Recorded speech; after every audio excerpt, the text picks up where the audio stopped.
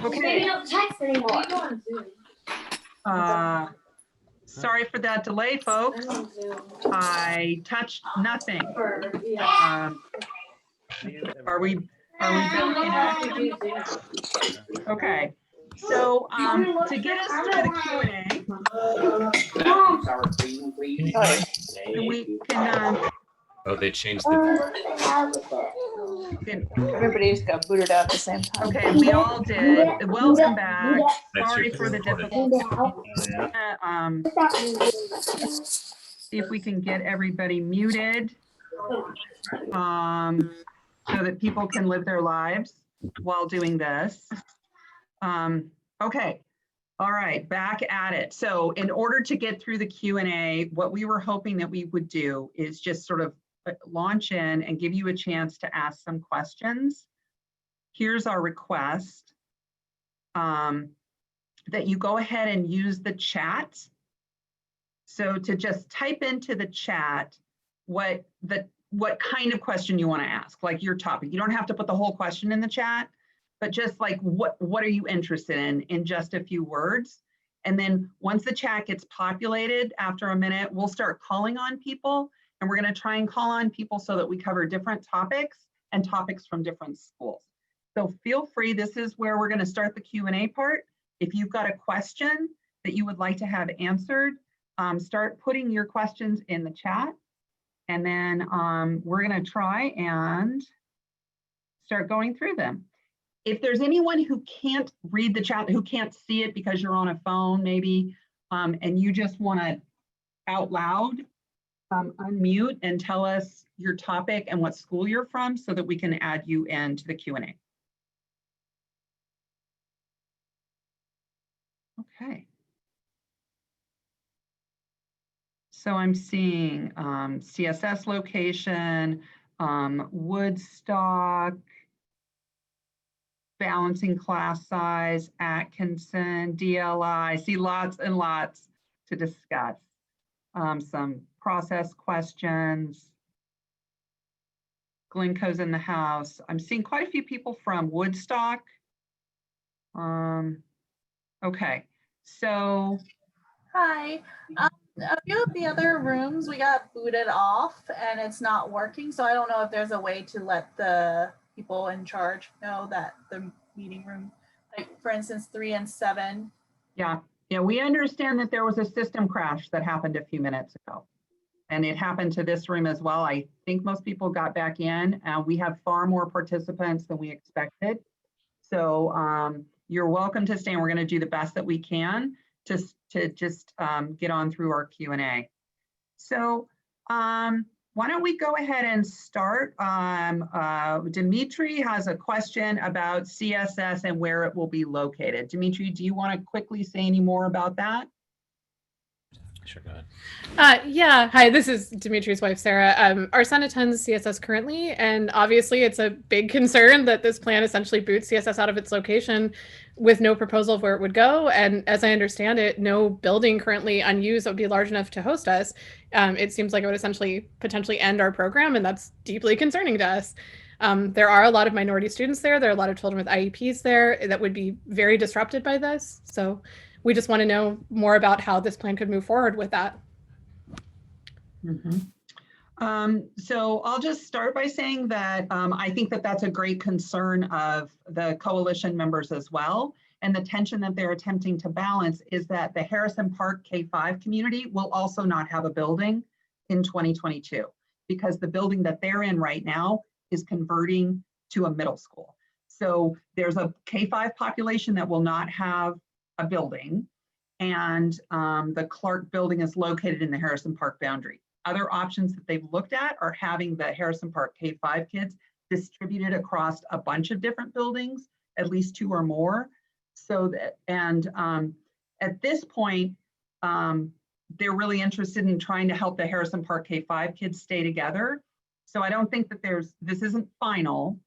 And one of the biggest challenges is that there isn't an empty building right now that could be tagged for future CSS. Jackson, any other coalition members want to add to that?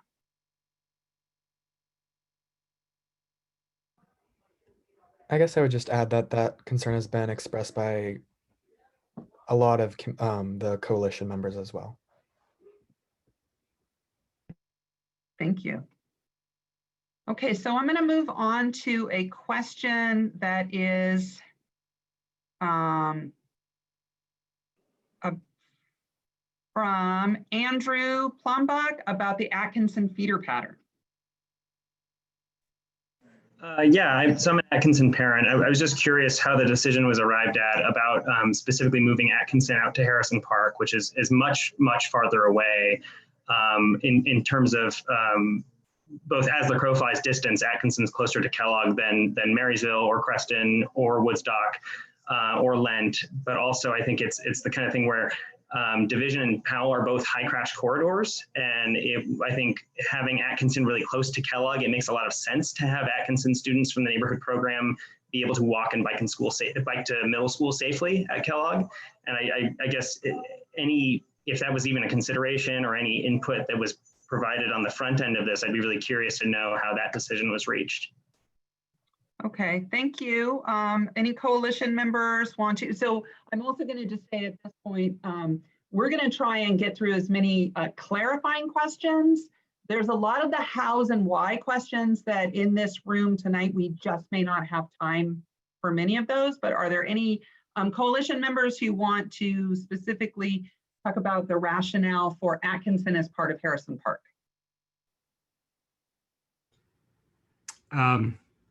I'm not in a space I can turn on my video, but I'm on that team.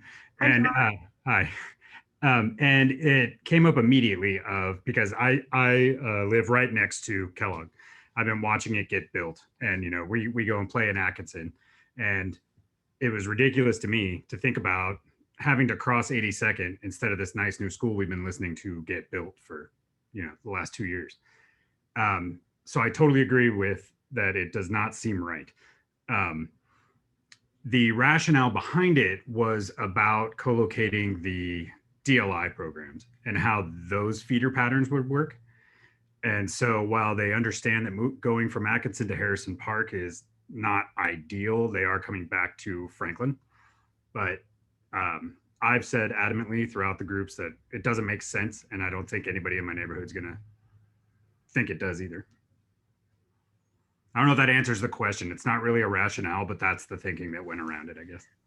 Well, let me point out also that there are too many K-8 schools in the region for everyone to go to Kellogg.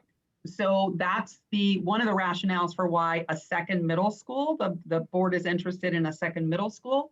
So the schools have to be divided between the two, and this is one way to do it. It may not be the last way. It's most certainly not going to be the last way. I'd like to open up a Woodstock question because I see a lot of questions that I think have come in. It's difficult, folks, because I'm not seeing your schools. But let's see, I've got Woodstock. So I hear you, Eunice, that you want to save the program, but right now I'm interested in whether you have a question to be answered about the proposal. And if there aren't any questions, like if you've all had a chance to study it enough and you know what you're ready to say, we can move to the feedback part. But I just want to make sure that we've got a chance for people to hear, to ask their questions. I see a general question about transportation issues. I would say generally we would like to have kids go to the closest school possible, but that's not always possible. So in cases where kids have a further school, one of the next steps in the process would be to look to see what the transportation options would be for that. The coalition wasn't tasked at this point with figuring out transportation routes. It was coming up with a proposal that might work, and then transportation is the next part. Before you move on, can I ask when you would take a look at the transportation routes? That seems to be a very large factor for a group of us that live where we do. Right, I think before the proposal goes to the board, we would need to at least say explicitly which schools would be moving, which neighborhoods would be moving to further schools would qualify for bus transportation in the future when they're in the walk zone now. But I think the hardest part about that is not that it's further away, it's that how you get there requires transfers. And so I just want to make sure that we're looking at not just proximity, but actually like the TriMet routes to take to get there. Yes, I understand. So there's some questions Can I also about ask that carbon footprint and the effects of busing and cars also be considered as part of the effects of transportation, and also health effects on children as well, because they're all interlinked, and I think that needs to be underscored. Thanks for that comment. But yeah, transportation it encompasses many things. There are many components to it. Also, there are a few parents like us who live in Southwest and send their children to the Woodstock school. And if it moved further away, it's like a lot of parents would be excluded from being able to continue the program that they started in. We know several parents who share the same concern. Okay, so I'm feeling like we're close to the time when you're ready to go to comments and have your voices heard about the proposal as it stands, not necessarily clarifying questions. So that's fine. I think we'll go ahead and there's almost 150 people here, and it's going to be impossible There are for too many us people to. in this. You need to have another, a couple of these, especially this is not working very well. And everybody's voices need to be heard. So you need to have another opportunity for all the people in this chat to be able to voice their concerns. And this is inappropriate and does not take into consideration people's ability to express their thoughts and concerns properly.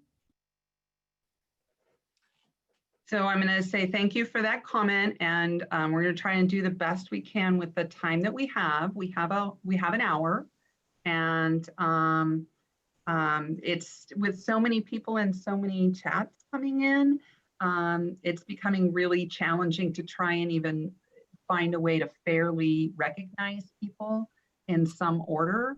So I'm looking at like 31 new How about the messages order that in come which in the last comments were submitted? About the order in which the comments were submitted. So we can just go back up to the top and read comments out loud that have been submitted. I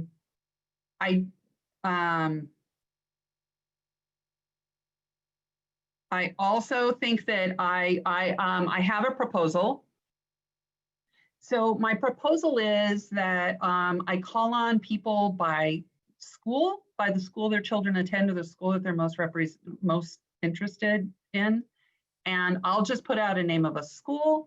And then from that, if you're interested, if you're from that school and you're willing and you're interested in making a comment, you'll have the floor.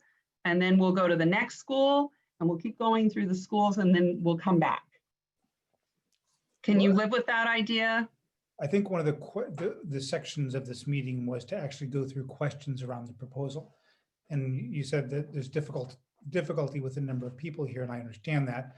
That being said, we haven't really addressed, from what I've heard, almost any questions about the proposal itself. And I have a number in the chat of questions in the chat. So it's a question of how can we get through that section? And I respect everyone needs a place to comment, but if there are clarifying questions, I think that's also an important piece of this.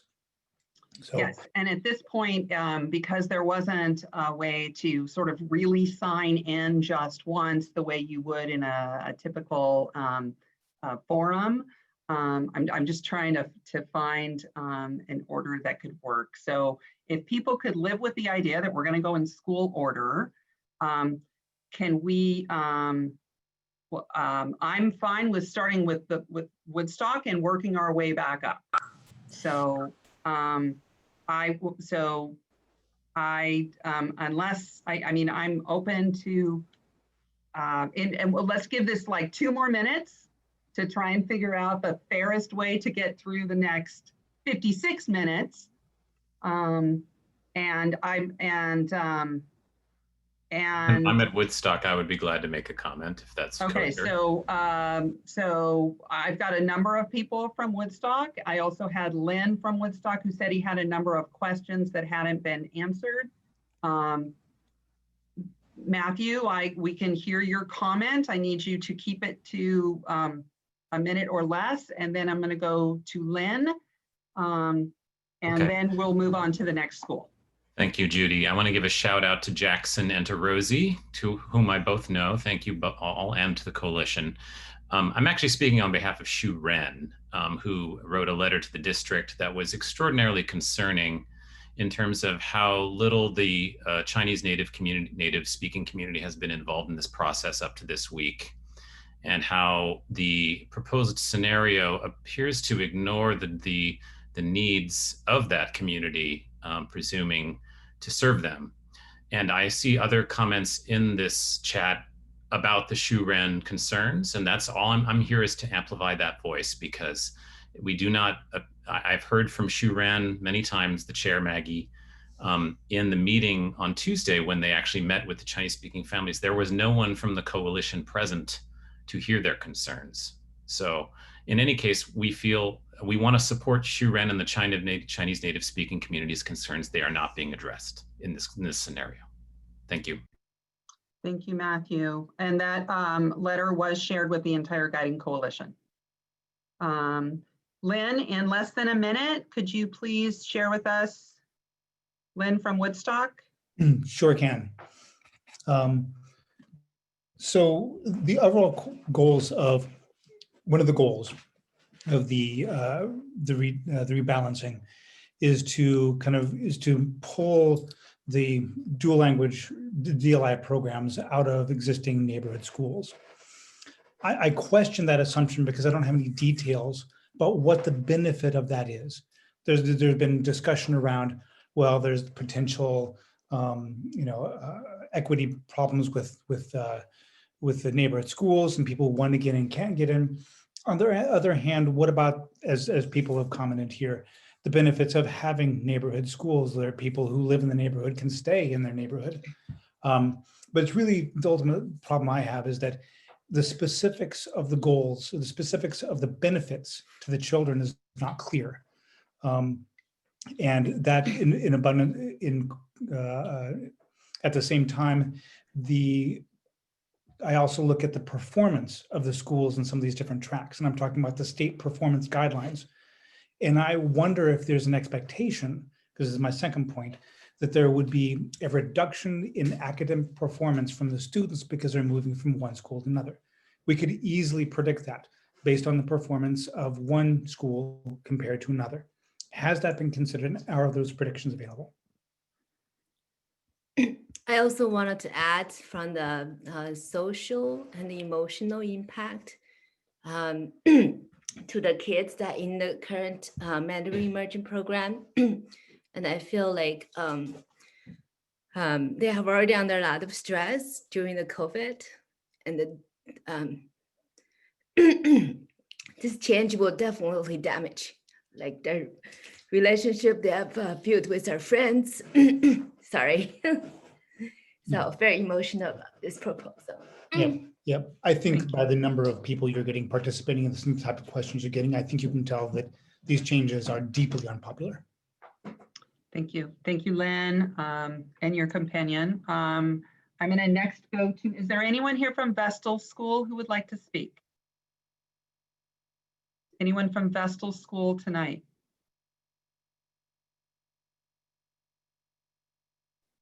Thank you. I'm going to move on to Mount Tabor Middle School. Is there anyone from Mount Tabor Middle School who would like to speak? So I'll speak. Okay. Hi, my name is Kerry Moran. And I can't see everyone, I'm sorry to say. So this. Can you hear me, Judy? My name is Kerry. Hi, Kerry. Are there other, can you hold for a minute, please? Who else from Mount Tabor was planning to speak? I have a quick question as well. My name is Tony Jordan from Tabor. My name is Gabriel Watson. I'd like to speak also. My name is Kira. Oh, go ahead. And my name is Christina Tonio, and I'd like to speak. So My I'm name is hearing, Kieran Byer, and I'd like to speak as well. okay, so I'm hearing 6 right now from Mount Tabor. We can 2 very quick, and then we're going to have to try and come back. Well, just one last thing. My name is Eric Coffey. On behalf of Mount Tabor, I would yield the floor to Kerry, who is one of our leaders at Mount Tabor. Thank you. Okay, so we're going to have Kerry go first, and then one other, and then we're going to have to move on. And I'll be very quick. Thanks, Eric. I also want to recognize Chet Nakata. So we are, our kids are at Mount Tabor Middle School. We are also part of the Japanese dual language immersion program. We really value the different ways that PPS is looking at all these changes. Our concerns are that the Japanese dual language immersion program has not been included in the conversation so far. And in these conversations, the breakout rooms, it's so wonderful that there's so many different languages that are being accommodated. Japanese is not being accommodated for some of the native speakers in our community. So I hope that we can do that in the future. I know that our dual language immersion captures from all 5 quadrants. We're not a neighborhood program, so I know we're a little bit unique in that way. And our high schools in the Northeast quadrant as well. But I just want to please encourage to have membership from the Japanese dual language immersion program be a part of conversations in the future. Thank you. And can we, and so I'm just saying to everyone, I started with W, I'm going up to A. I haven't gotten to every school yet. I'm getting a request to only have 1 person per school. So Tony, I have can you live with? I have concerns regarding Mount Tabor that are also maybe not connected to the Japanese immersion program that I'd like to voice. And we're going to do our best to give you a chance to do that. I have my question was a clarification based on the slide. I just want to know timeline. The slide that we were shown by the coalition member had a box around Kellogg decisions, and then everything outside the box. Is that phase 2, or is the recommendation going to include the feeder school from Tabor and other schools, the high school changes, or is it just that box that we were shown?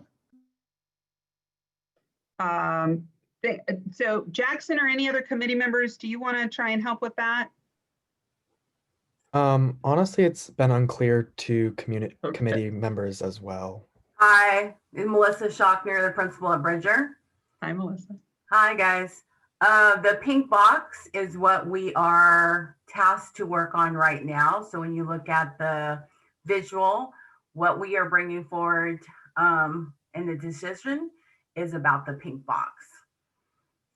And so the implementation, the things that would change beginning next August are just the kids who would be going to Kellogg Middle School. All other changes would be implemented beginning in 2022. That was truly a clarifying question, and I hope that was a helpful answer. Wait, Judy, I'm sorry to interrupt, but can you clarify that that last point about when different things are implemented? So if the whole option was implemented with the DLIs being pulled out and neighborhoods being moved around, that would be implemented in 2022 or 2021? 22. Any middle grades that might go to Kellogg would begin in 21. So for example, if the change that's proposed for Bridger was approved, the middle grades of the Spanish immersion program could go to Kellogg in 2021, but the rest of the changes for Bridger would be 2022. That also leaves a question then about who's left at Bridger for middle grades, but that's the distinction. Kids going to Kellogg. Kellogg is going to open next August. We want it to be full. We want it to serve kids. The rest of the changes would come later. Thanks. You're welcome. Yeah, and can I add on to that, Judy? Yes, please. I think that we've had brought up some concerns about that for Bridger, because that would mean that we would leave only three middle school classrooms at Bridger for the next year, and that is a concern, and that has been brought forth. So I just want to make sure that everyone knows that we know that is a concern. Great. And so decisions now are the Kellogg feeder pattern, the Harrison Park feeder pattern, other decisions later, implementation in August for Kellogg feeder pattern, all others later, meaning 2022. I think some of the decisions that are being made now, even though they're in the pink box, are going to impact and end up pushing those other decisions. So I think you have to be really careful to have only decisions that are going to impact Kellogg right now, and it have the ability to come back and fix those problems if we go into phase 2 and realize it's opened up a can of worms. You Okay, can't. so at this point, I think I'd like to go back to trying to see if we can hear from different schools. I know there are many people who are concerned that they are not going to be heard. We're going to do our best to hear you. Thank you for keeping your comments brief and for letting us move in order. The next school would be Marysville. Are there representatives from Marysville here who would like to speak? You only had one person speak from Mount Tabor. I believe that Tony was from Mount Tabor. It's okay. You know what? We're going to do one person for every school now until we get through. Okay. Is there anyone here from Mount Tabor, from Marysville? Okay. So there's not going to be very many schools. We're going to have a chance to hear from a lot of different ones. Is there anyone here from LYNN who would like to speak tonight?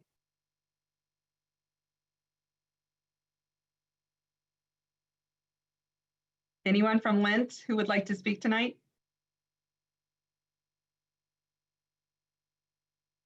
Okay. Is there anyone here from Harrison Park in this room of 135 people? Is there anyone from Harrison Park? Hey, Judy, this is Rosie. Can I make a quick statement? Sure. I just want to let everyone know too that the chat transcript is saved and also sent out to everybody in the coalition.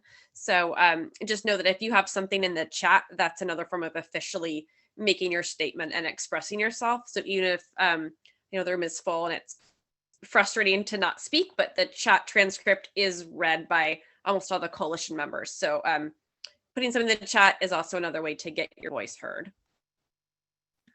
Okay, so no one from Harrison Park would like to speak, no one from LYNN, no one from Marysville at this time. If you're from one of those schools and you're not sure yet, if you please chime in later.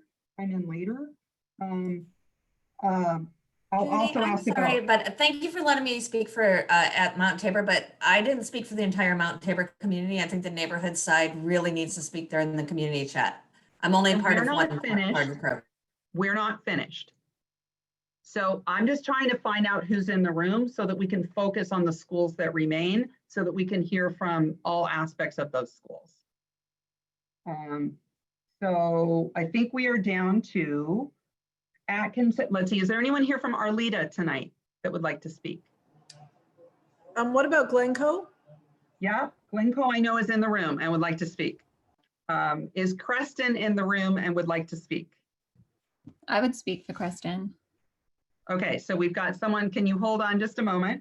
So we've got Glencoe, Creston, Atkinson, Bridger, Woodstock, and Creative Science, and Mount Tabor. I think that's my list. We're gonna work from that list. So I think in alpha order next would be- And Franklin. Thank you, would be Franklin. Franklin, would you mind if, let's see, I think in alpha order, Glencoe would be next. So are there many people from Glencoe with comments? I see. I'm happy to, I have a comment about Glencoe, but if anyone else would like to go, they're welcome to. Thanks, Whitney. Go ahead.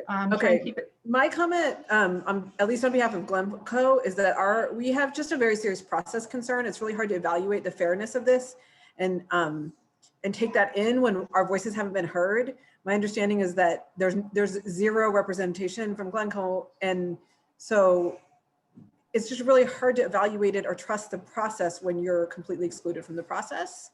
And there's really fundamental questions about fairness, like why is only Southeast schools and why are these other schools not being considered? And it feels like a really serious procedural issue that fundamentally undermines our ability to take in what you want us to do, which is make really hard changes. And I'm a believer that discomfort might be the outcome, and that might be okay, but it's hard to do that when we've been excluded. Thank you. Thank you, Whitney. Next up is representatives from Franklin who's here from Franklin that would like to speak tonight? Hey, wait a sec. hi, Sorry. I'm sorry. This is Josh Cody again from the coalition. The previous question about the representation from Glencoe, is that in this room or on the coalition? That's on the coalition. So Glencoe's not, there's zero representation on the committee. Okay. Although our boundaries are being changed and our feeder schools are being changed, but we have no input. So okay. Is no surprise that there's consensus, but it may be the right thing. I don't, it's just really hard to know. Well, so it's hard to. I would recommend, we have all of the videos from all of the meetings are on YouTube because they're all live streamed every week. So if you want any kind of history or context, you can go and take a look. I have done all that. I'm very well informed about what the issue is, but I don't have, there's no representation. Nobody has expressed our voice or concerns, whatever those might be. Yeah, so let me clarify for the committee members that are here and for others as well. Because the Southeast is so big and it's sort of this two-phase process, so we can do the Kellogg focus first, which I know makes this very difficult. I totally appreciate the comment before about the tenuous nature of all these timelines. Glencoe was considered for the second phase. I also want to point out something that I think you might have heard in the presentation, and I heard a school board member say at the board meeting on Tuesday night, and that is that while boundary changes may be visible, they will not be voted on by the board in this round. So boundary changes, like affecting the boundary lines for Glencoe, would be part of phase 2. That's why Glencoe wasn't at the table before, but it's duly noted, completely, absolutely heard and noted that you have a concern about that now. They would be voted on even though because my understanding is they're part of this proposal. And what I'm trying to say is that while we're viewing it, that was not a part that will move forward for a vote. That was direction that I got today, and a board member said at the board meeting on Tuesday night too. So, okay to move to Franklin. I see Kerry from Franklin. Are there others from Franklin? I'm trying to scan through my screens for people who are. Okay, Kerry, I think you have the floor. Okay, this is really just a quick clarifying comment. I'm trying to understand what happens to students that are in Franklin now. So if they previously were at Tabor and Tabor becomes a feeder into Madison, what happens to those students? Do they just finish out their tenure and this only affects incoming? Trying to understand the scope of phase 1 and what happens to current students. Yeah, so current board, I can take this one as the enrollment person. Current board policy is that students who start in the school are able to finish through the highest grade after they're affected by boundary change. So if there were a change to the Franklin boundary, it wouldn't take place until 2022, and any students who were already there could finish. Now, I'm going to also say that the board has the right to modify that. They could do that, and they would have to do that at the time that they vote on the proposal. So pay careful attention to what's in the proposal and let them know if you have any concerns. But the policy that's in place, unless they modify, it would be that kids get to stay to the highest grade. So all 9th graders, whether they're at Cleveland, Franklin, or Madison, would, under that policy, would finish out at their school, and it's only affecting the inputs which school is feeding into it. That's true, and that's true across the other grade groupings as well for the middle school and the elementary school. Okay, thank you for that clarification. Yeah. Does that include the language immersion programs? So if the program moves and is no longer available at the prior school, then the student would either move with the program or move to their neighborhood school. But if you wanted to stay in the program, you would go with the program. I would say that it has not been decided yet how programs would phase out or in. There's a lot of factors around that in terms of teaching and other things. So related to that, if a student opts out of a language immersion program, do they have to apply to go to their neighborhood school or to stay in their neighborhood school if their program moves to a different school? They do, but if they apply during the transfer cycle, it's a guaranteed placement. It's guaranteed. Is that in writing someplace? Yes, I believe it's in board policy, an administrative directive. So And for if instance, I could, I would post that link for you right now. But it's a critical question with all these moving parts. thank you. Judy, I'm looking, I think, at the policy right now. Is it the student enrollment and transfers policy? Yes. Okay, Thanks, I'll share it in the Jackson. chat. Much appreciated. Okay. Creston, do we have a comment tonight from Creston? Hi there, Question? yes. I don't know if there's anyone else in this group that would like to comment for Creston, but if there isn't, I'm happy to make a comment. Great. You have mentioned already that boundaries aren't being set at this point, but we have noticed that in this proposal, the boundary change leaves Creston drastically under enrolled, and we're actually losing the majority of our minority students, which is a big issue for us as a school. We really want to, our kids have had such upheaval as everyone has this year. And I think proposing something like this where we put the majority of the upheaval on our minority students is one of the most difficult situations. And we're also left in a situation where we've had a middle school at Creston and now our middle school is moving out of Creston, and we're being left with this gap in our enrollment that will really impact the education that the students that remain at the school are going to have. And I just wonder if now isn't the time we're going to be talking about the boundaries, considering the chaos and the difficulty in setting up just this meeting. How are we going to address all of these concerns in a satisfactory way? At the moment, it seems I'm very confused how these proposals actually benefit equity across PPS. And there doesn't seem to be any obvious way, like who these proposals are helping, who are the students that are benefiting, because there seems to be a lot of upheaval and a lot of disruption in a really bad year for a lot of people and not many benefits. So I think we just see a lot of concerns, and we really want, as does everybody, to feel like our voices are being heard and our concerns are being heard, and that we're actually getting real answers to these questions. And if now isn't the time for this, then I'd like to know when that will be and how it will happen. And thank you. You're here. Great question and comment.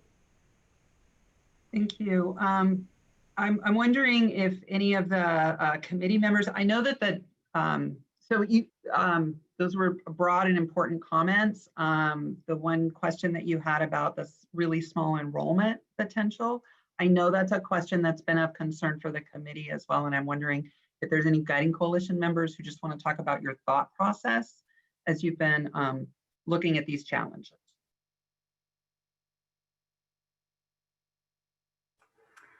This is Melissa Schochner at Bridger. So by opening up 2 middle schools, very large middle schools, that is going to be pulling from the K-8s. We recognize that the schools, quite a few schools are going to be unenrolled. And one of the things that we asked about was pre-K and adding pre-K to schools due to the measure that was just passed this month. So it is something that the coalition was looking at and concerned about, and trying to figure out how do we try to balance the schools. And that would happen during the boundary parts, but that is not what we are tasked to do yet. So. Thanks, Melissa. And thanks again for your point about that. John happened to just post that there's only 49 people in room 7 for the last half hour. If anyone, I hope that it could be a process where people might feel like they can hear each other better. I know this has been challenging, and I really appreciate you all sticking through it. I'm seeing your comments and your discomfort, and I understand it. I think we are at Atkinson, and I know that Atkinson has, did I just skip Bridger? Did I just skip Bridger? How did I do that? I don't count, Judy. I don't count. I think we have a number of Bridger folks in the room, and I know that Bridger is another school that has 2 programs. And so can we start by saying, is there anyone from the dual language immersion program at Bridger who has a question or a comment? I am, and I'd like to speak. Okay. Hi, this is Sylvia, and I'm in the Spanish language program at Bridger. And we just have real concerns about putting all Spanish immersion programs in one school, in one corner of the city. It doesn't seem equitable to do that, and is quite isolating. And from the Spanish language open house that we had at Bridger yesterday, or PTA meeting, that was a major concern there, was just putting all Spanish language students in one area of town that frankly has been underserved for a long time and lacks resources already. And there isn't a lot of faith that it would provide better education, and would have concerns too about transportation and getting kids over there from other parts of the city. Thank you. But I mean, I think there's a question in this, though. It's a couple of times of what is the positive side of it. I think a lot of people feel the negative, but I would love someone to come in with this is why we think that not having Spanish immersion in 3 schools is good. Why we think pulling it all to just less diversity in more places. Or that's the part that I think several people have had questions on. That Okay. if somebody on the board side could address, if there was some study or anything. So the coalition received a lot of information from the dual language immersion department, and also could hear from principals and others about the challenges of co-location, and specifically the challenges when a neighborhood program is small and kids don't have a chance to have another cohort in the building.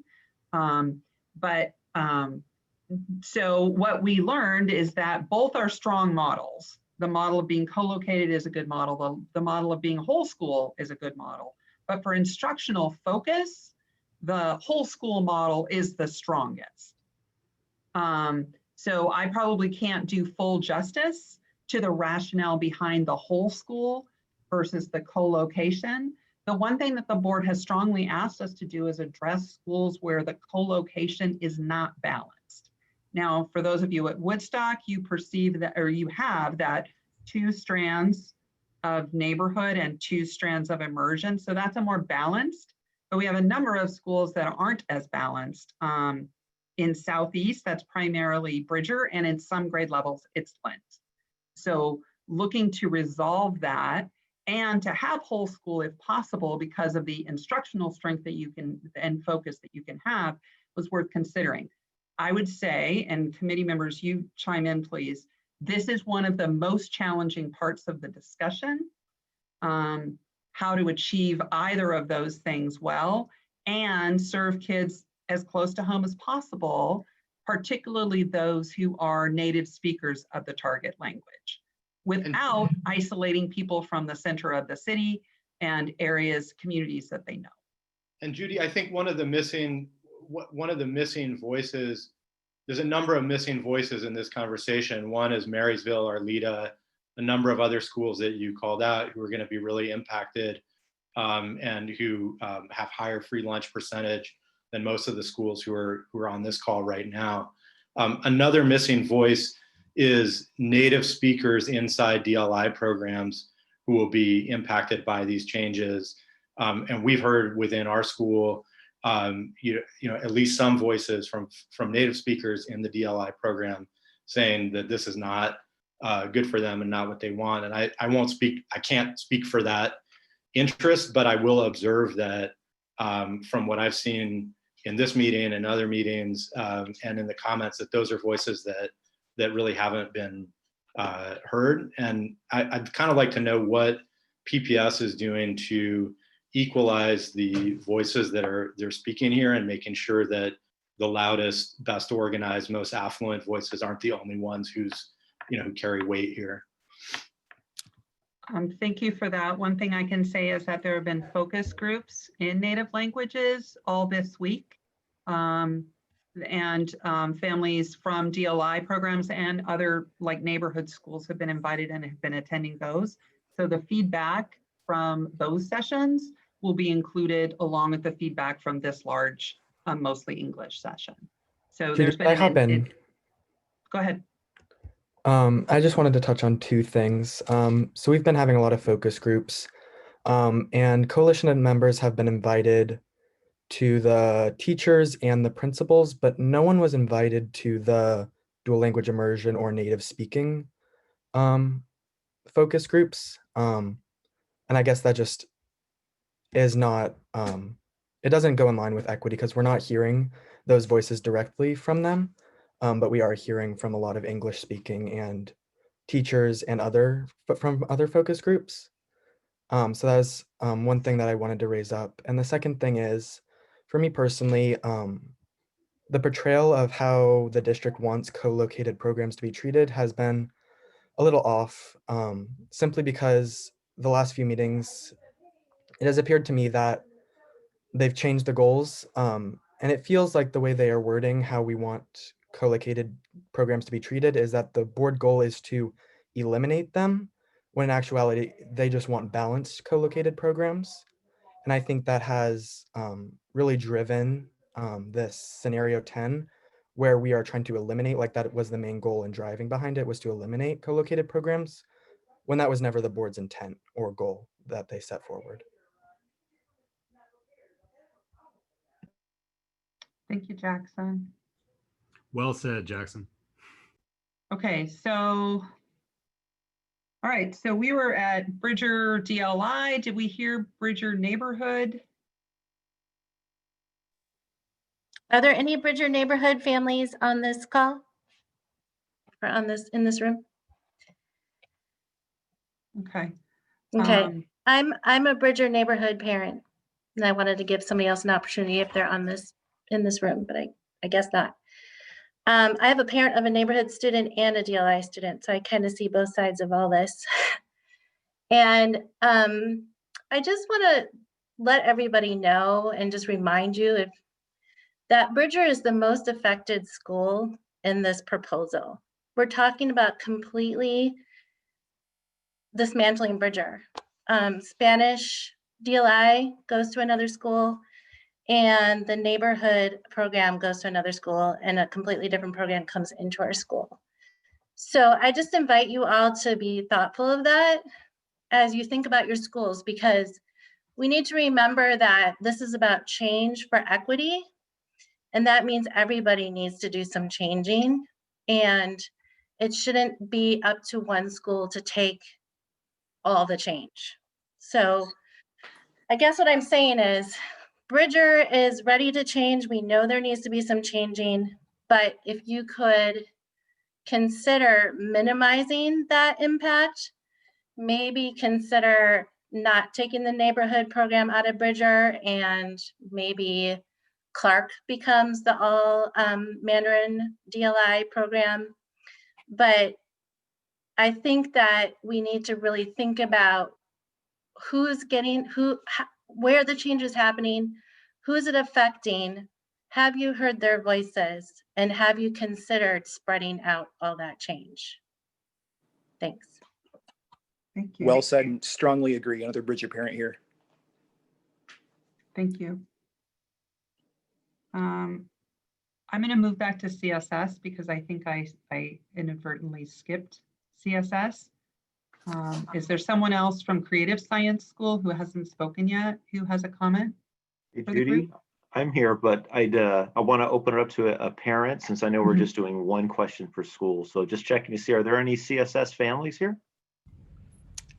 We are, but I already posed a question at the beginning, so I would defer if someone else wants to speak. Okay. Any other CSS families? I'm also here, but I'm sitting on both sides of this coin, so. Okay. Hey, Judy, I have just a quick protocol question for you. And this kind of pertains to phase 2 with the boundary process. So hypothetically, if CSS does, the board approves CSS moving out of Clark, I was wondering how do our student academic and social emotional needs drive that protocol for finding a new location within Portland. And then my other question is too, so sorry, kind of a part A, point B, I'm sneaking in another one, is with this process, would they be looking all over PPS for a possible location for us? So I guess a protocol question and then potential location. Great question. If that were to happen, and it's still an if, I think the best example that we have is that Access program, which is has moved a couple of times and is currently, there's a plan in place right now for it to make another move. And what I know about that is it's been really deep and consistent engagement with the community about what their needs are, what their interests are, where their kids live, how they get to school, and then a methodical look at every potential building to see if an option, if a good option can come up. It doesn't happen quickly and it's not pain-free, but that's probably a similar process that we would have to go through if we were to relocate the Creative Science School. Okay, thank you, Judy. You're welcome. I believe we are at Atkinson. Are there families from Atkinson? I'm Kieran, I'm from Atkinson, and I have a Mount Tabor child too. Okay, why don't you go ahead? I don't hear any opposition. One thing for Atkinson, we have a good co-located program, but it's going to become very undiverse if the Spanish immersion program leaves, and with the boundary changes, it's going to go from 26% Hispanic down to 8% Hispanic. It's going to go from 62% Caucasian to 74% Caucasian. Franklin is going to stay about the same. This is coming off your table. Lentz is going to go from 50% Latino to 58%. They're going to lose their Asian and Black population pretty much across the board. They're at 12% Asian, 9% Black right now. It will become a little more Caucasian from 20% to 33%. Cleveland by far is the least diverse school and hasn't been incorporated into these changes. They're getting Sunnyside Middle School, or Sunnyside School is going to feed into there, but after that change, they're going to go from 68% white to 72% white. They're also the most socioeconomically privileged school, and we're not seeing any like socioeconomic balance in any of these changes.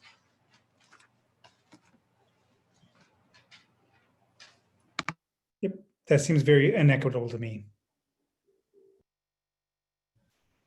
Okay, thank you for that. And I want to, I am going to try and post in the chat the link to the place in the proposal where you can open the chart that has the statistics that you just heard.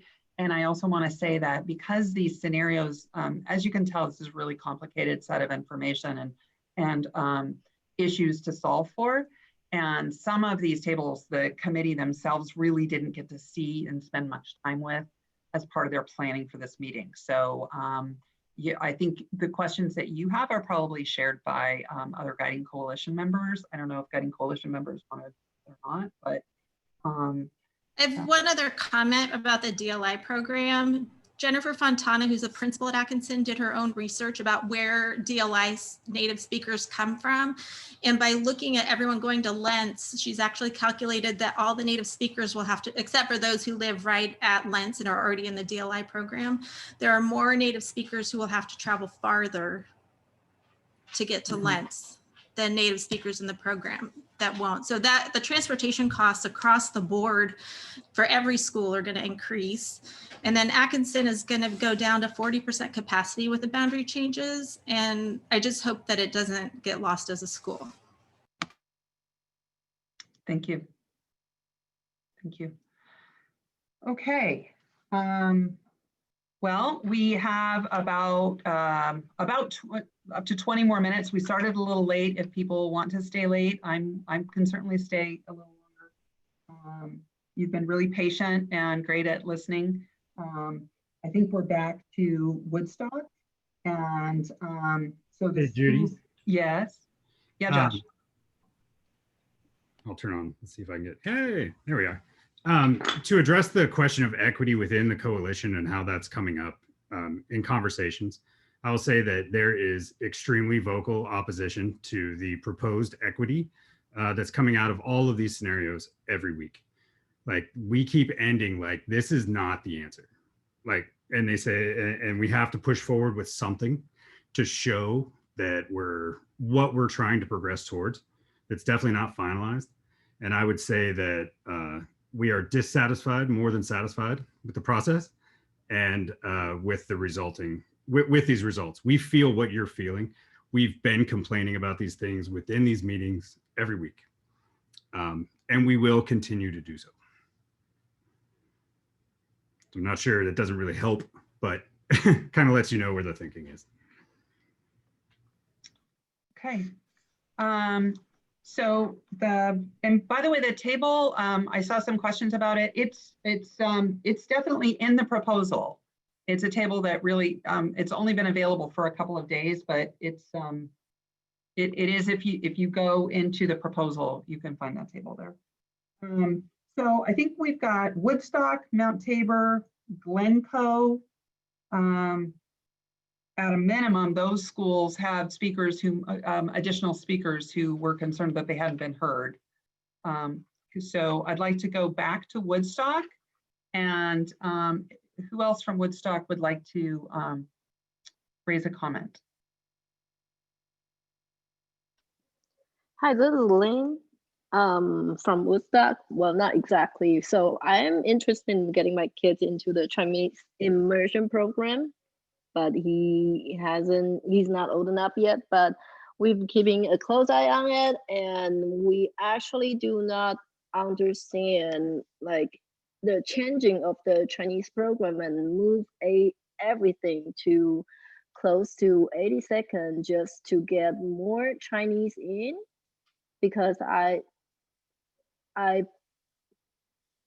from what I've heard, I think a lot of families, they are actually, the parents don't even speak Chinese, and they wanted their kids to have the ability and to have the opportunity to learn it. That's why the purpose of the Chinese immersion program is to teaching English speaking kids. And I feel like now moving everything to 80 seconds, because there's a bunch of Chinese speakers which they already know Chinese, and so they just learn more Chinese from school. That actually doesn't quite make sense to me.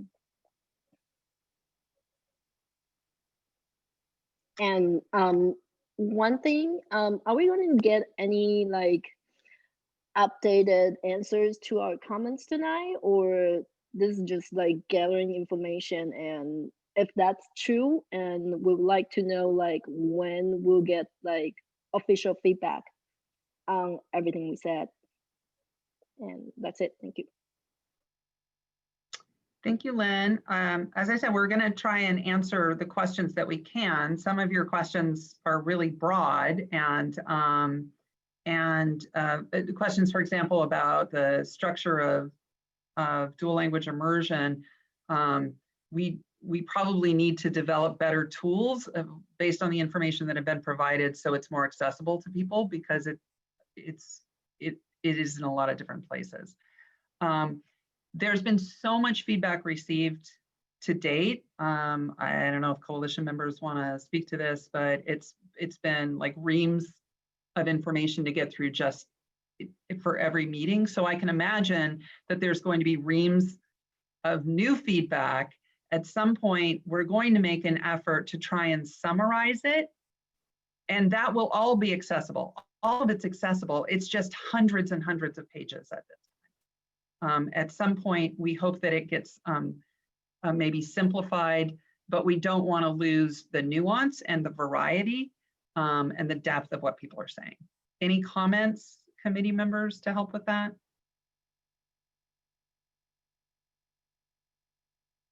Okay. Judy, this is Stephen from Woodstock. It seems like, we have a lot of unhappy parents here tonight. Can you tell us who the director is at Portland Public Schools who is responsible ultimately for this rebalancing plan? Well, it's a board directive, that they requested through resolution last winter. And the chief sponsor is Claire Hertz, who's the Deputy Superintendent for Business and Operations. Thank you very much. And I believe that we're at Mount Tabor. And specifically, I don't know that I did a good job of making sure that a Mount Tabor neighborhood parent was heard from before. So is there a Mount Tabor neighborhood parent who has a comment? And just so you know, like when I think of comments, I think of things that are important for you to say and for you to know that are being heard so that it's part of the recording.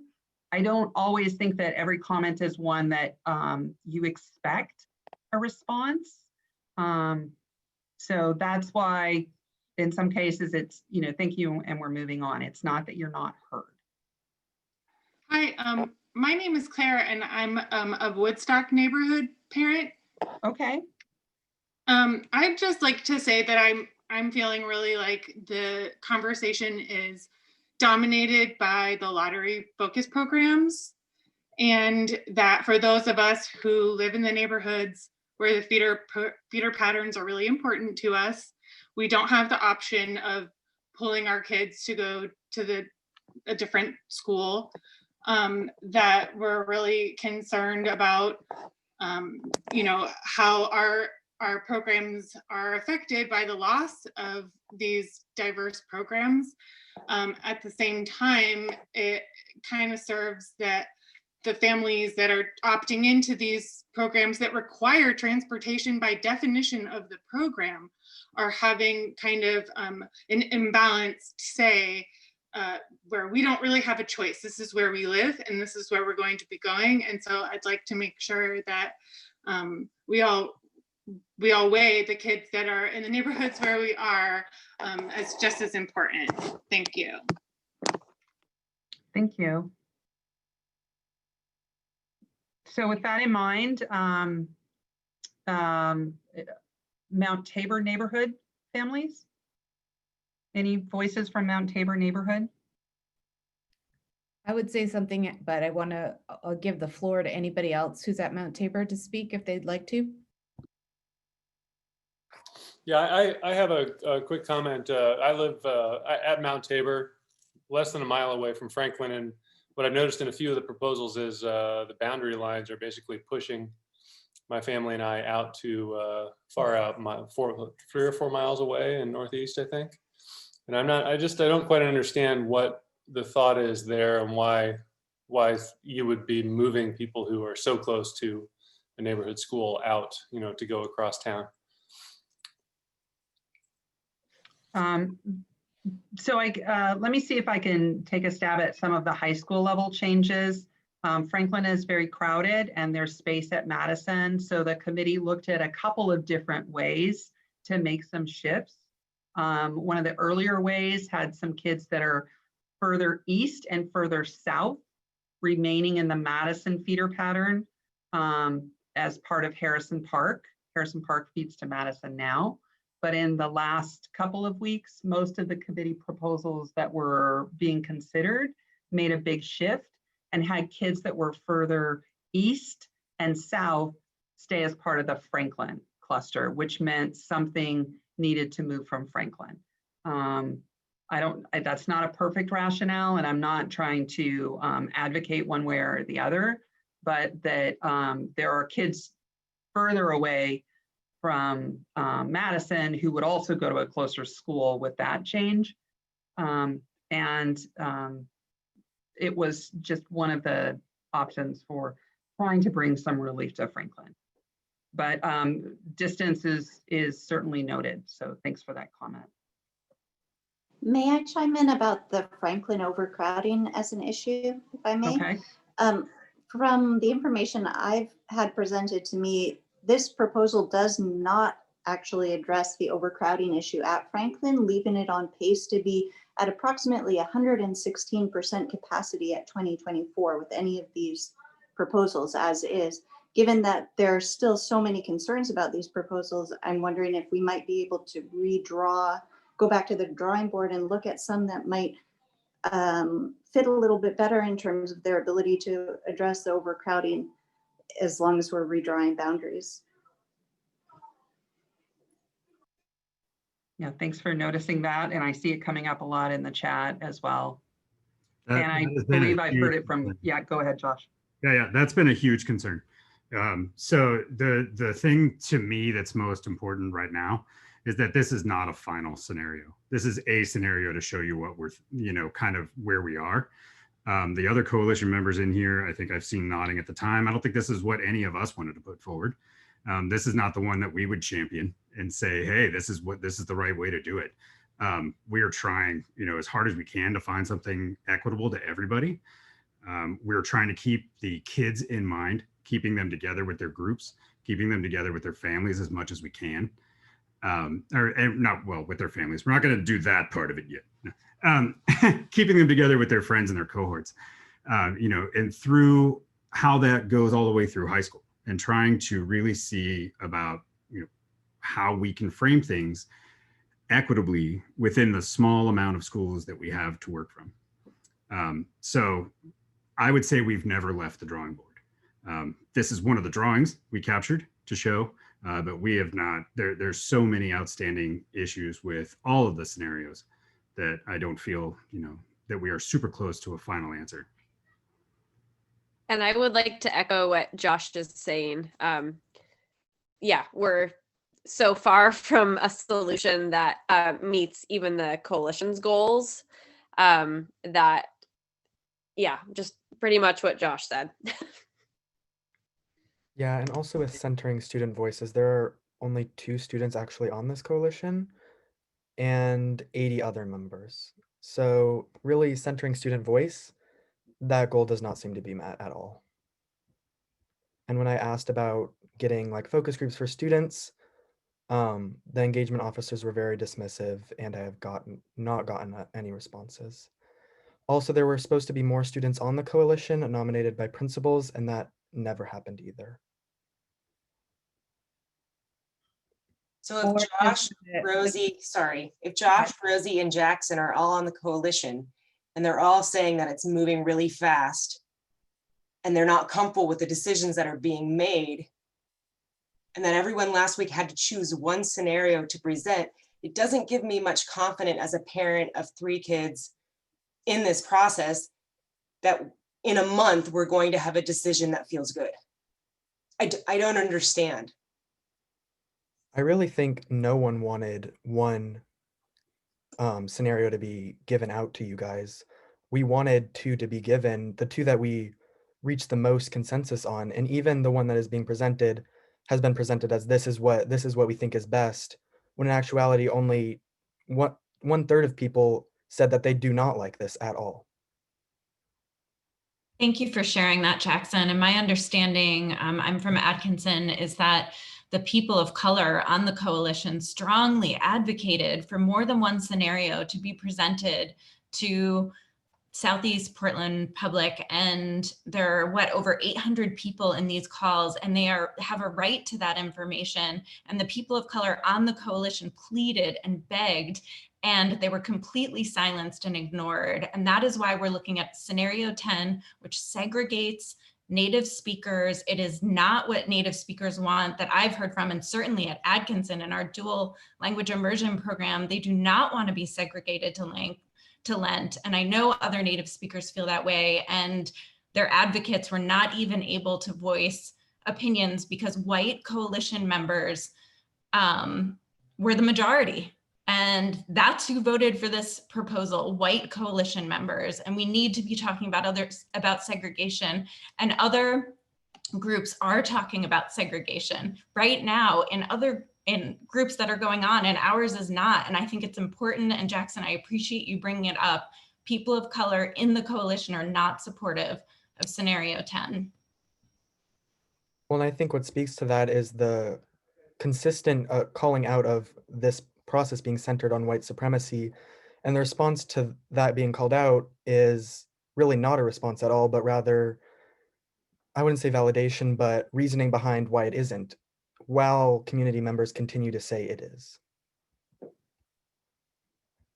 So I understand that there's definitely there was tension about the number of scenarios and how those would be displayed and the voice of the committee in that. One of the rationales behind having one is that one is complicated enough, and that's certainly true from your comments, but imagine having a whole other set of complex changes to try and compare and contrast and respond to in this moment. I'm not saying that was the call that was made, and we're here now, and I'm so appreciative that you've all weighed in. I see your comments, and some of you have very strong opinions about these very factors. I feel compelled just to say, like, I'm sorry, when you rule out the scenario that protects people of color and where people of color are voicing for their communities that they are voting for another scenario, I think you can trust in our intellect to be able to handle two scenarios. Thank you. There may be more than one coming forward before this process ends. And I would also say that to only break it down to people of color were in one platform and white people were in the other is an oversimplification of a really complex process. So I would just urge you not to oversimplify either. And we're at 8 o'clock. And I'm interested in knowing whether at this point people feel like the verbal discussion is still worthy of your time. Everything that you've put in as a verbal comment or in the chat is recorded, and all of this will become available to the coalition, to the district advisory team, to our contractor flow analytics. And we've got a lot of work to do. The other thing that I would say is that the committee has done extraordinary work on very tough issues. And I believe strongly that they can continue to work to try and take your advice into consideration, stay student-centered, and come up with a plan that will meet the goals that the board has asked for. I have one question I want to add. I'm from Woodstock, but I feel like this is dual language general, which is, has Flow Analytics taken into account the disenrollment rate that might potentially happen as people are separated from their immersion programs? Because my big concern is that it looks all great on paper that we are now filling out this one entire place. But if, let's say, half of the dual language or neighborhood students decide to disenroll from the program because they want to continue with their neighborhood school, that's going to completely throw off these numbers in a fairly significant way. I don't like the undertone that it makes that the neighborhood students are going to abandon their foreign language partners, but having grown up in other areas where that happens, I think it's a very strong possibility. I'm not sure if that's been included in the analysis. Yeah, I appreciate that. Go ahead, Jackson. So far, we haven't received any information, or it's just been buried in all of the information we have received. And I will say that I am also in a dual language immersion program at Cleveland right now. And most of my classmates will not continue with the program if it moves. And I think that's a common theme throughout my school, at least. Yeah, so this is effectively neutering the dual language immersion program, because the idea of partnering with languages is being completely eliminated by doing these completely segregated schools. So a couple of things to keep in mind are that the district invested in placing Chinese immersion at Harrison Park because it had the growing and the most concentrated number of native Chinese speakers in that community. As these programs have grown, the population has actually shifted. And so that was one of the rationales behind moving a program closer to the students who live east of 82nd. And that's not to say that that doesn't bring challenges for other students. So we've heard the concern, we've had significant input about the concern of students leaving the program. Modeling actual implementation will be a later stage if something is moving forward. We're not sure at this point what will be moving forward. So that's why that level of detail is not something that you can have at the starting point. So we are at 8:03. We've still got 100 people in the room, probably representing a lot of different schools. I'm going to say I understand in general that there's some real concerns about the process and the timing. And but I'm not sure if there are other ideas, suggestions, perspectives beyond that don't just enhance those that we've heard, but that are actually different. I don't want to leave those behind. Can I ask a question? Yes. Sorry, Anna. I'm a parent from Mount Tabor, but I guess I was wanting to know a little bit about the fourth program that's at Tabor that hasn't been talked about, which is our deaf of hard of hearing program. I know it's small. I don't represent it. I just wanted to know what's going to be happening to that program. They start at Creston, they go to Mount Tabor, and then a lot of the students end up going to Cleveland because there are services for them that are housed at Cleveland. And I just want to know what happens to that group of students, because they do need very specialized services to be successful and have access to school. Thank you so much for bringing that up. The proposal doesn't change the structure of most of Mount Tabor, so it wouldn't affect the middle grades for that program. Right now, those kids do have a guarantee to move on to, there's a small cohort that can go to Grant if there aren't services in their neighborhood school, and it would have to be determined if this proposal went forward, if that group would also go to Madison or would still go to Grant. And that's part of the planning for implementation for the 22-23 school year. But thanks for reminding that both at Creston and at Mount Tabor, and then moving on to Grant, an important group that's served. Thank you. Other perspectives?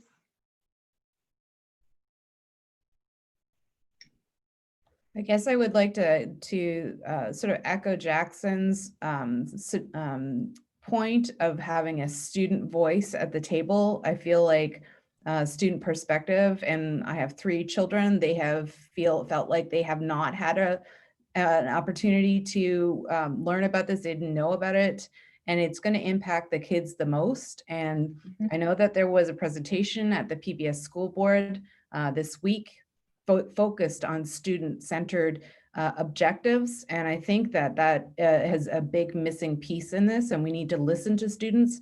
Students are going to start getting mobilized, and you're going to hear from them as well. You might as well include them and hear their voice and how it's going to impact their lives, having to travel long distances on an already long time in school, and then after school activities. It's adding on an hour and a half of commute time is very difficult, and may not allow them to have jobs after school and things like that. So there's a big impact on students, and we need to have their voice at the table. Thank you. And I know that Parker and Jackson, we continue to talk about how we can get those focus groups together. We haven't talked about it for a little while, but I don't think that means it's not worthy or not something that could happen multiple times maybe. Yeah. Other perspectives as we're keeping you late, those 100 that are still in the room at 8:07. I'm just going to kind of do a last call, maybe 2 or 3 more people.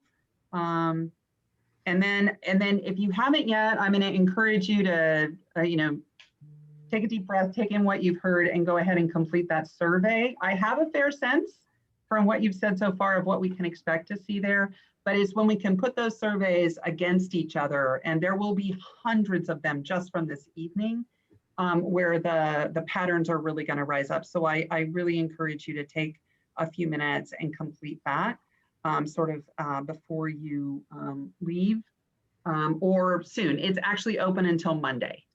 So if you want to sleep on it. Can you tell us when the board is going to be voting on this? What is the date for that? The board is expected to vote by the end of January. It's not clear to me whether they will schedule additional meetings for that purpose or not. And again, the primary objective is to set the feeder pattern for Kellogg Middle School so that we can hire the principal, decide which teachers would be there, make the transitions at their feeder schools, and be prepared for August. So that's That doesn't mean the rest of these aren't important issues, but one of the challenges I think that we'll have to continue to face is how we meet those timelines so that Kellogg, which was a huge investment for the whole community, gets off to a strong start while we're still working to make the best possible decisions for all the other. Go ahead and get So, started. I got one more. Good evening and welcome to the Oh. 8th meeting. Now that I'm counting. Oh, somebody A watching the series of movies? meetings of the Southeast. Yeah, it sounds like there's a Guiding Coalition meeting on. Josh? Information Josh Cody? and elaborated decisions. Well, Schools now- that aren't on that survey, Richmond Elementary's not on there, Creston's not on there. Really? Is that a big problem? Is there a place to write in? There's an option to choose other, but I don't see there yet that there's a write-in option. Choose other and then please make sure you write it in. I'm particularly concerned about Creston if you don't see Creston on there, but that is not unsolvable.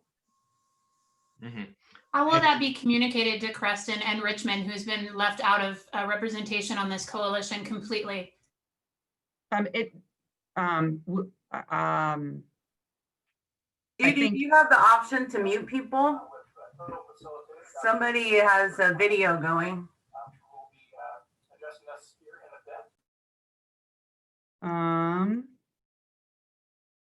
Yeah, I'm gonna go ahead and go back on mute just for a minute. Thanks, Melissa. So I think individuals can fill out the survey and use other and then write in their school name. And we'll try and get a message out through those principals so that they can convey it to their community members tomorrow. So I figured out my sound issue, and I wanted to give a similar parting shot to kind of what I bring up into each of the weekly coalition meetings. I'm not sure going forward how I can trust PPS with $2 billion to build a middle school with no plan, to build a high school that's already over full, they're currently building another high school that can't fit everybody we need to fit in there. So the planning process itself seems a little hosed. And, politically, I'm saying that as loud as I can to as many people as we can, that it's hard to vote against school dollars, but at the same time, accountability is missing. I just like to make the point that myself and Jackson are the only student representatives on the Southeast Guiding Coalition. And I have talked to engagement, and the word from those folks is they're working on a process to get more student engagement. However, my personal feelings are a little bit too little and a little bit too late. But I'd just like to thank my colleague Jackson for jumping in and facilitating this meeting. Thank you. I'd like to just make the point as well about the ability to access this Zoom and generally being open to communication, any kind of communication from PPS. It definitely feels like decisions have been made. This conversation is just an aside to the way PPS is going ahead. And I think that just having more conversations, more regular conversations, and very open access to those conversations, hiding it in a YouTube link or sending out a Zoom website link the night before, it's very difficult. It's very confusing. It's hard to send that messaging out to parents, especially parents that lack technology abilities. And I think it makes it very difficult to have a full conversation with all of the voices that need to be heard. And I think PPS needs to be really mindful that they're getting a limited voice, and it's making the voices they are getting pretty annoyed. So I think they need to listen to this and to make it more easy for people to access these conversations going forward. Hopefully there will be more before decisions are made. Thank you. We appreciate that. These are difficult times, and we appreciate the feedback about having other ways to access. Please note that if you weren't aware, all of the enrollment balancing meetings, all their materials, all the feedback that they see from people, every proposal that they've ever reviewed is available online at the enrollment balancing webpage. And we post that agenda before the meetings. The videos are shown live, and then all of the subsequent follow-up material comes up within the next day or just few days. It's a very intensive process to run, and not a way that we would do it if the decisions were already made, right? Like, we are a district of limited resources, and the resources that we've committed to try and have a process to learn and grow and listen is really intensive. And if we weren't listening and we didn't, if there wasn't room to make it better, we wouldn't need to do this. So I hope that just by seeing the effort that goes into just, showing the process, warts and all, hopefully helps.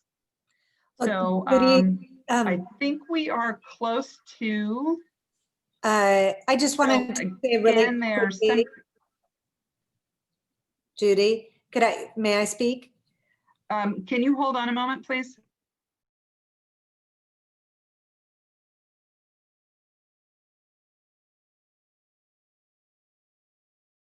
Okay, there's a board meeting that's playing over us right now. I don't know if you can hear that. Okay, can you all hear that? You at the outset for everybody seems for muted. the hard work that you'll be doing. No, our board meeting started auto replaying in the web browser, so you might have to go back to your web browser and stop it. That's what happened to us. Okay. Sorry, I was trying to mute everyone so that we could hear that. So I'm gonna. I think it's it's 8:16. I think we're ready to wrap it up. I'm going to maybe give the floor to any of the remaining committee members that are here that have any closing comments about what they've heard tonight and what they plan to do with it in terms of preparing for the next committee meeting. Any committee members who want to share?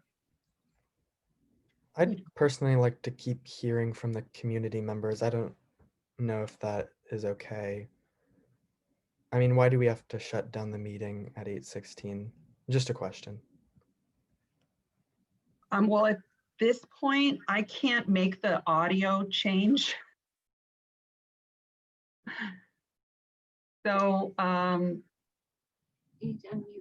Judy, go to the other tab and close it. It's just auto playing on your other tab in your browser. It's auto playing the previous presentation because a lot of us have had that same problem.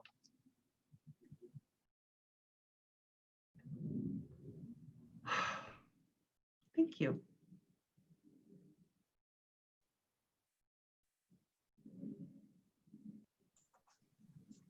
Hi, my name is Nate, creative science dad. I've been jumping in and out of this meeting trying to get some kids to bed, but every time that I've been in here, we've been talking a lot about the dual language immersions being shuffled around and really having to change their family dynamics, and that's sad. It's if all this happens, it's really sad. But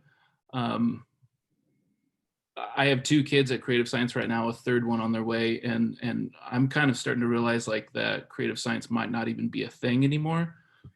So it's not the fact that we are going to be, changing a commute from 1 mile to like 4 miles. We're kind of starting to realize that our school might not even be in existence anymore. So we're just kind of wondering,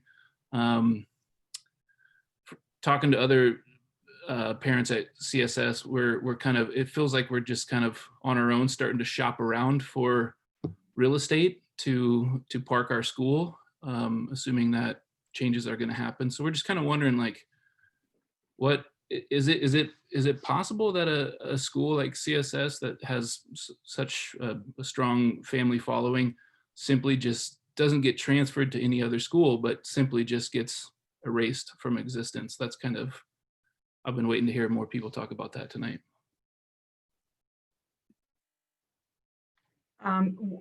What I've heard through the presentation tonight and at the meetings is that there's no intent to close the Creative Science School, that the Guiding Coalition process is not a program evaluation process to determine whether the program is worthy, but that it is a program that may need to be relocated in order to make space for neighborhood students who live in that area.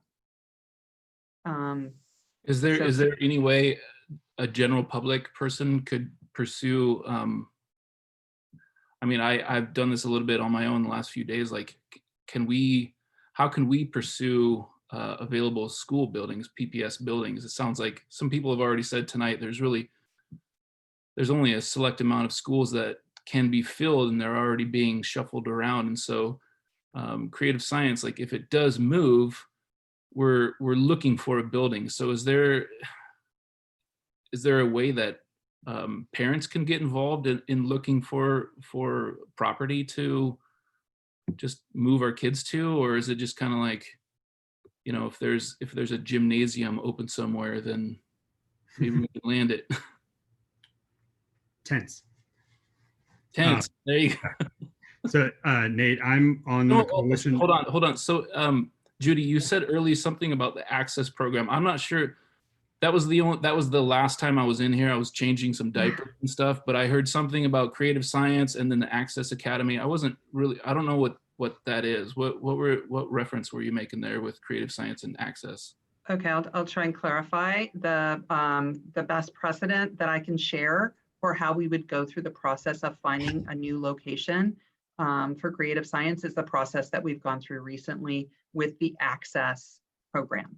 Okay. So, and that's been a process of working with the community to understand exactly what their building needs are, where the kids live, what kinds of locations would work, and then weighing that against any possible available space.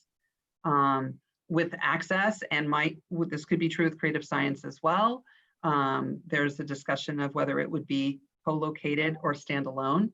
So I don't have any more details to share with you about that. I can tell you that the commitment that that has been made so far is that this is not a closure process. So this is not about eliminating the program. It would be about, if necessary, finding another location for the program. And that would be if the decision was made that the Clark building should be available to serve the neighborhood K-5 students who are being dislocated, right, from the building that they currently are in, the Harrison Park building. So I have a question. So I'm Rahi. I have a daughter. I'm Bridger.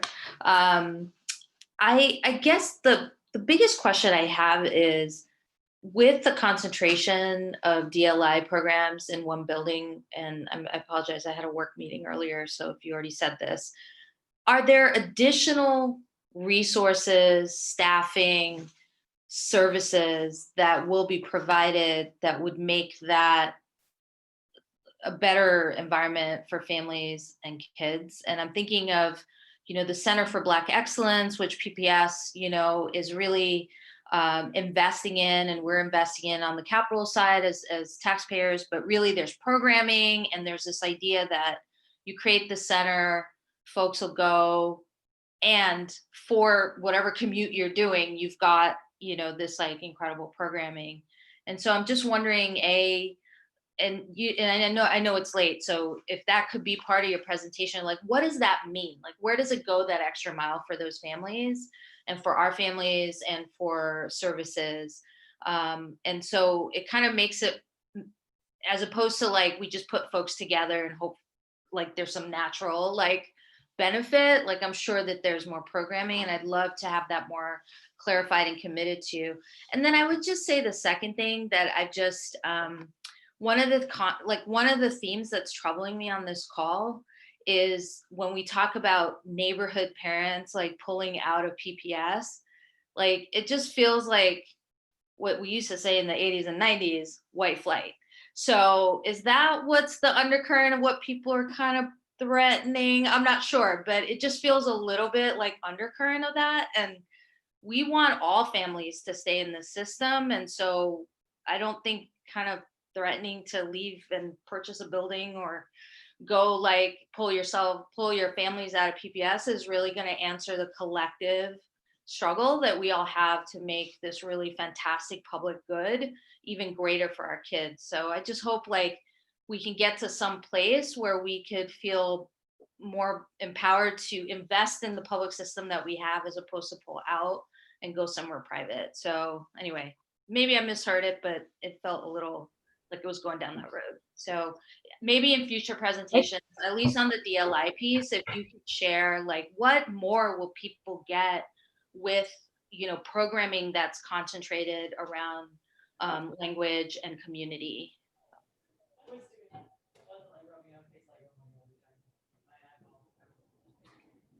Thank you. And I'm really taking that to heart as something that needs to be available, not to just to the committee, but to the broader community. If we're going to make major program shifts, not just in location, but in structure, people need to understand what the benefit is on the other side of those changes and what we're planning to do, what we're willing to do to mitigate the difficulties that come with the change. Thank you.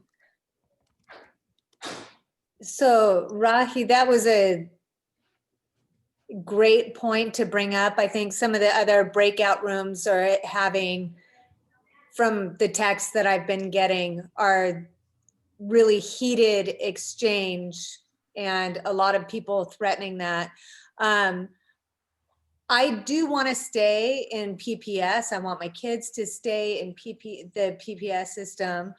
I just feel like we're dealing with global warming right now, and to add 2 and 3 miles to people's commute, that would be happening possibly twice a day, depending on what extracurricular activities they were going to do. And to be honest, like, I don't think my kids could do an extracurricular activity because I don't want them biking home 4 miles in wintertime and when it's dark outside along a major road.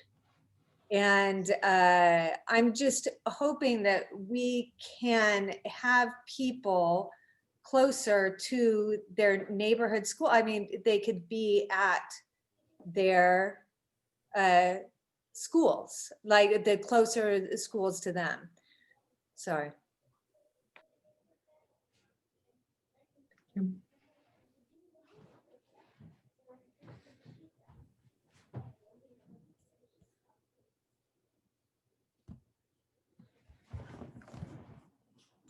Just checking for other comments, things that people maybe haven't heard said that they want to make sure are hitting the record. Judy, if I can. I'm Barbara. I have 4 kids who have gone through PPS, 1 in the neighborhood program at Woodstock and 3 in the Manor and Immersion, 1 currently at Cleveland, 1 at Hosford, and 1 at Woodstock. I can only speak from my experience, but through this last few months, I have felt a solidarity with a lot of the other co-located schools that are struggling with this process right now. I'm wondering, I might have heard you wrong, Judy, but I heard you say that co-located is or can be a good model earlier tonight, right?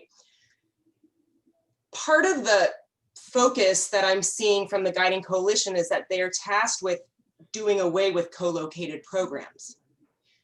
And I'm having a really hard time understanding how all of my feelings and my emotions and all of the facts are pointing towards co-locations can be really good. So why are we making it a blanket that we have to get rid of them? Why can't we take ones that are working, that have dual strands, that are doing well, and emulate those in the schools that want to have working co-located programs? Why can't the ones that are working or have worked I've been in this for 15 years. We have worked hard. It hasn't always been easy and hasn't always worked well, but it's like in a marriage, we really, really work hard and we take a couple steps forward and sometimes we're like, but we want it to work. Why can't we take some of those schools that are working, the co-locations that are working, and help those other schools that aren't get to a place of that they are working? I would like to know if that's even an option, or if the jury's already out with PPS and co-locations are going away. Judy, I can answer this real quick. Actually, scenario 9, the other one that we wanted to actually propose to you guys, did not have like consolidation of DLI programs. I mean, there were still other problems with it moving out and stuff, but Woodstock remained. And I think, sorry, I'm looking at it right now, that the Spanish DLI stayed at Atkinson and also at LYNN. But that was ultimately not decided to bring to the wider community. Thank you, Jackson. And the feeling is that we haven't really discussed too much of the scenario. We're just stuck with the one decision that everyone was forced to make last week. And then where do we go from here? Yeah, so again, just to reiterate that the call that was made last week to have one proposal for discussion, we understand that there's difficulties based on that call, but also it wound up with the proposal that was the most, the biggest amount of change, and that's what people are commenting on. So we are hearing you, and yes, the committee, since they formed in September, has been able to see different models and has talked a lot about different ways to organize the immersion programs. So it's not to say that co-location is done. That's not, if that had been the decision, that then that could have easily been given to the committee at the beginning. We won't have co-location anymore, figure it out from here. But that wasn't the case. It was more a matter of, this is what we have now. The board has said less co-location, especially where there's imbalance. We have 2 all immersion schools in PPS with strong instructional focus. And so it was worth the discussion to find out if it's feasible, possible, what the pros and cons of that would be in Southeast. We appreciate that you all are helping us hear a little bit of both. I would say probably more on the con side than on the pro side. And this is happening in all of the other rooms. It's happening in the focus groups, and it's happening in multiple languages. So we have a lot to chew on. Thank you, Barb. Thank you. I want to add something, and this is, my name's Kelly. I have 3 kids in the program from 2nd grade up to 7th grade. Sorry, in the Chinese immersion program at Woodstock and Hosfo. And I haven't really heard this said, and it may feel like a small thing, but Woodstock, the Chinese program started at Woodstock more than 20 years ago, 22 years ago, I believe. And over those 22 years, the various classes over the years have filled the building with Chinese art and Chinese feeling of being in a Chinese community. And when you look at the walls and you see pictures made by native Chinese families, pictures made by non-native Chinese families, studying Chinese, families with a passion for Chinese, you see kids' Chinese names written on plaques on the walls, both outside and inside the school, and art just throughout the school that's been created. I mean, we have a mural that has a lion dancing through the Woodstock Park on one of the walls, and to pick it up and just drop it in another school and say, well, you guys can all just go there. You're not going to get that. You're not going to get that back. It took 20 years to create that. 20 years to make this school look like a Chinese immersion school, and now to suggest that you can just pick it up and drop it in another building and it won't be different. It's just not realistic. I mean, again, I know art may feel like a small thing, but it's what you surround yourself with. And I feel like that just needs to be on the record.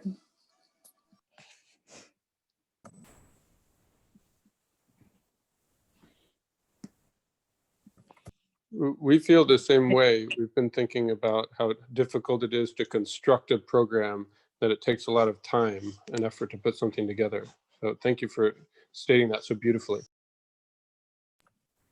Thank you. I'm gonna say May three I more ask a comments. clarifying question?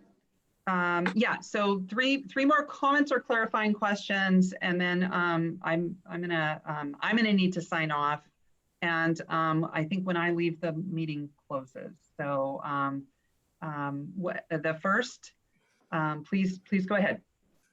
Thank you. I was wondering if there is a scenario in which proposals 1 through 9 may be reconsidered, and if so, what would be the process by which that would take place? Yeah, there have been about 12 proposals so far, and I think that folks looked at 9 and recognized that there were some strengths, but maybe some challenges there. So it's not unfeasible to think that there will be a proposal 13, maybe a 14, a 15, before something becomes more solid. And then that solidifying, there will be opportunities. I don't know exactly what that form or shape is going to be, but at some point, the committee will make a recommendation to the board, and then there will be additional opportunity for the board to make adjustments, to listen to the community and make adjustments before it's final. Also, most of the successive scenarios we're building off of previous scenarios. So to go back would be a little bit difficult for a lot of coalition members because we've made progresses on them. But we could go back, yes, and maybe reevaluate our goals and seeing that maybe taking that jump from say 1 to 1B was not really a good idea. And since we built everything off of 1B, maybe we need to go back to that point. Thank you. That's really helpful. Any other comments before we adjourn for the evening? Can I make one? Yes, please. So this may kind of piggyback on the parents who spoke about sort of the richness of the culture created in the Chinese immersion program. You know, I'm really trying to support kind of the long-term vision of the equity pieces here and trying to understand and honor the hard work of this entire process, and really look at what we're getting to, you know, and that if it's gonna ultimately be the best benefit and a more equitable system, yes, I'm on board. The piece that I haven't heard much of is the mental health consideration. I'm a mental health therapist in the community, and I have 2 neighborhood kiddos at Bridger. So that's the school I'm tied to. And I just think so much about the difference of how this conversation would feel if we weren't in the midst of a pandemic. And I think that's why it feels so overwhelming to think of some of these changes and to sit with this proposal that you said has the most changes feels a bit overwhelming too, because I think about this has been a traumatic year for kids, for families, for school communities, and the impact of not being able to even come back to the same building next year or to come back, you know, to the same faces in the hall. I get emotional talking about it because that's so meaningful.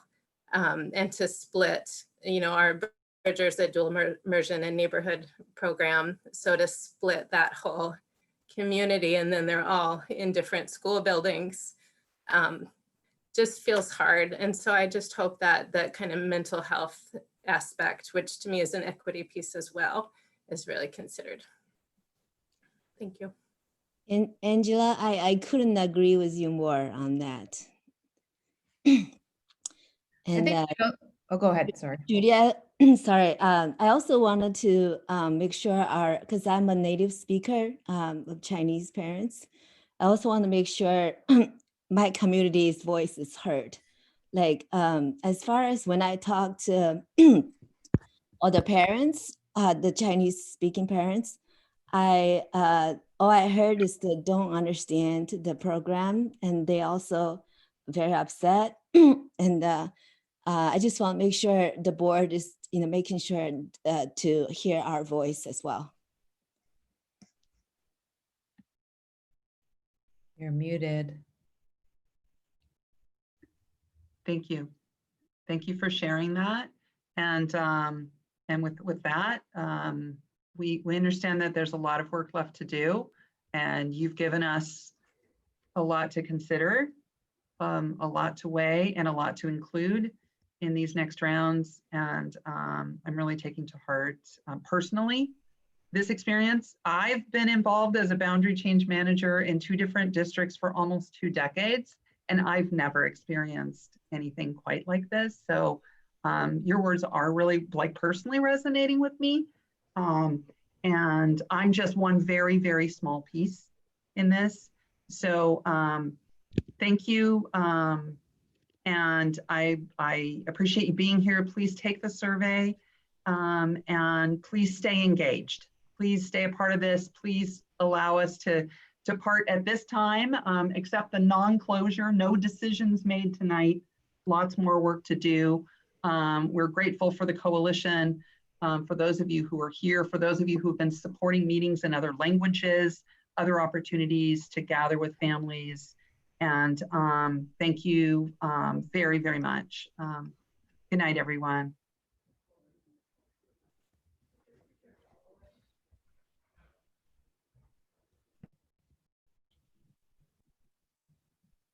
Thank you, Judy. Jackson, thank you for all your hard work. We really appreciate it.